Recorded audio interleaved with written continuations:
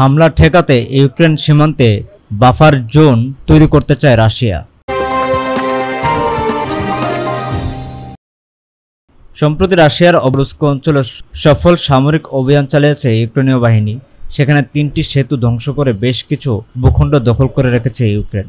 2022 সালের ফেব্রুয়ারিতে যুদ্ধ শুরুর পর রুশ ভূখণ্ডে ইউক্রেনের সেনাদের সবচেয়ে গভীর এবং উল্লেখযোগ্য অনুপ্রবেশ মনে করা হচ্ছে এটি।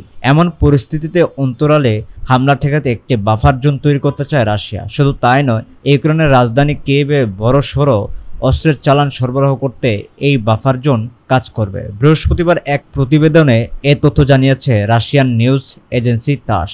রাশিয়ার নিরাপত্তা পরিষদের ডেপুটি চেয়ারম্যান দিমিত্র মেদভেদ বলেছেন, ইউক্রেনের সেনাবাহিনীর গোলাগুলি থেকে নিজেকে রক্ষা করার জন্য ইউক্রেনের সীমান্তে একটি বাফার জোন রাশিয়ার জন্য অত্যন্ত গুরুত্বপূর্ণ। একই সঙ্গে কিয়েভে কী ধরনের অস্ত্র সরবরাহ করা হবে তার উপর নির্ভর করবে।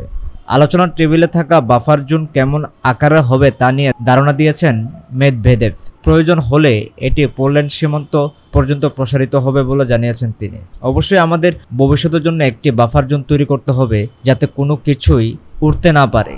এর আকার যে কারো অনুমানের চেয়ে যথেষ্ট বড় হওয়া উচিত। যদি তারা আক্রমণের দূরপাল্লার আক্রমণ করতে চায়, যেমন ক্রুজ এবং ব্যালিস্টিক ক্ষেপণাস্ত্র হিসাবে, তাহলে এই বাফার জোনটি পোল্যান্ড পর্যন্ত প্রসারিত হবে।